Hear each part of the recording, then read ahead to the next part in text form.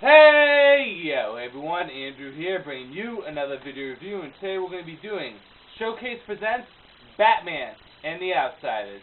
Take a look at this cover right here. Now, Batman and the Outsiders were created in 1983.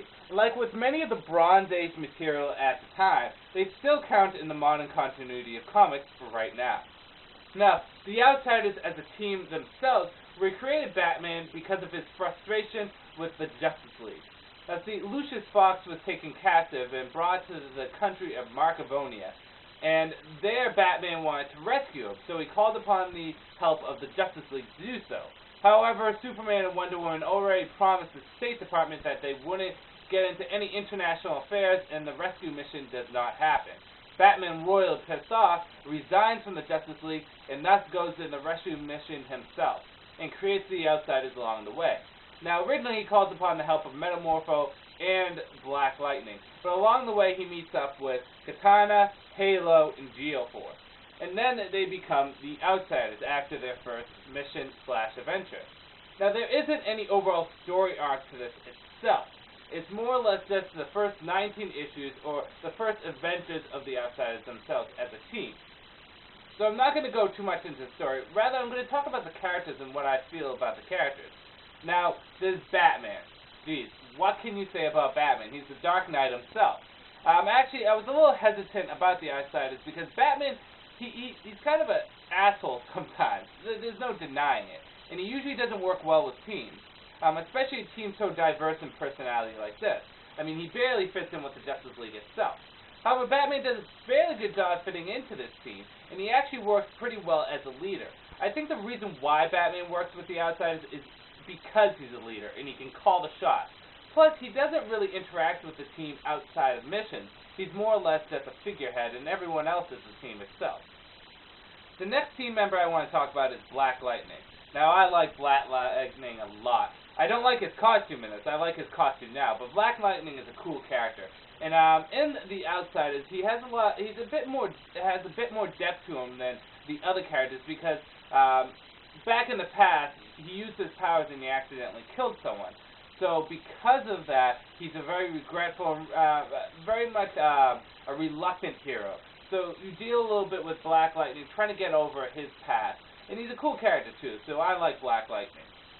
Next would be Katana. Now, Katana is an interesting character too. You don't get to know much about Katana. In the very beginning, she doesn't seem like a great character. However, once you start to know her origin story and see how she interacts with the other Outsiders, she turns out to be one of the better of the team members. She has an interesting backstory, kind of a sad one, but still a nice one in itself. And her sword has some special properties to it. I believe it's called the Soul Taker sword. Yes, the Soul Taker sword. So her sword has some special properties to it also.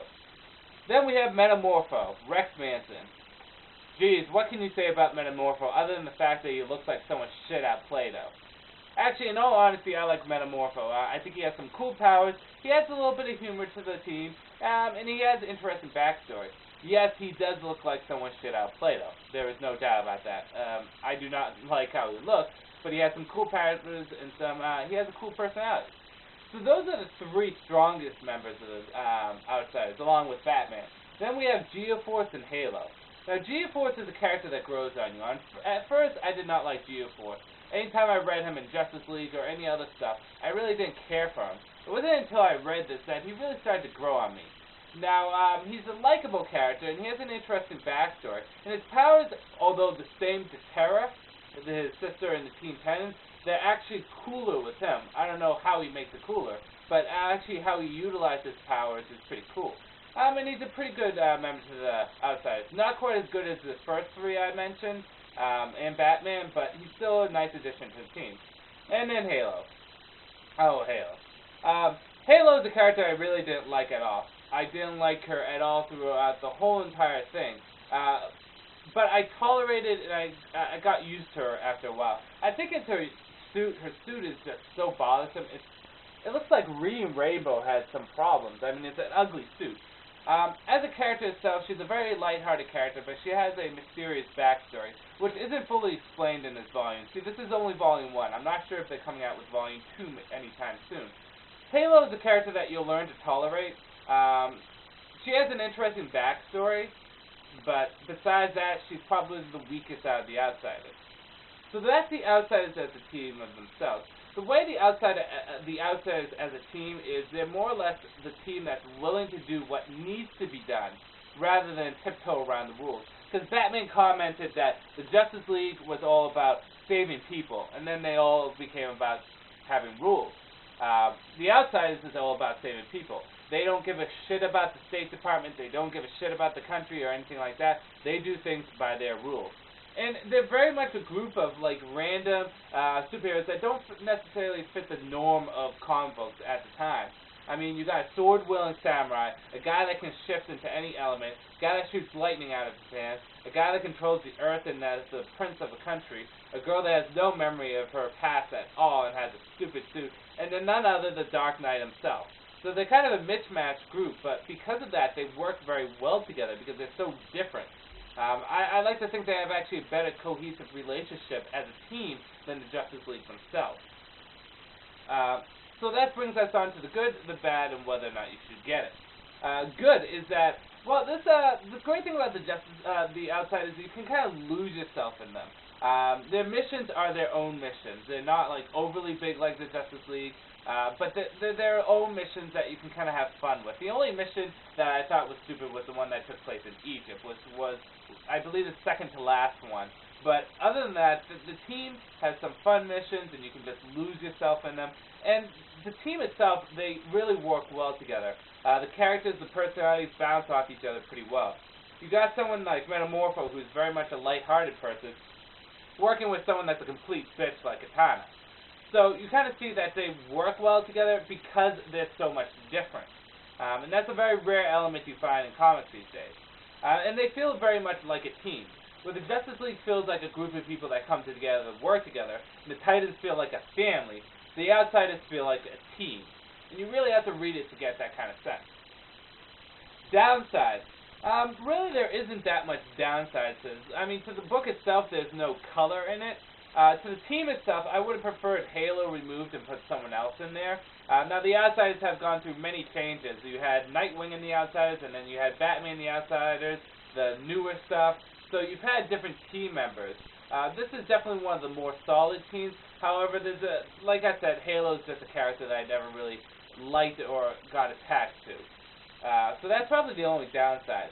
On the whole, Batman in the Outsiders is a great thing to pick up. Now, a lot of people are probably saying right now, oh, Andrew, you scoundrel, you like Batman in the Outsiders because Batman is on it.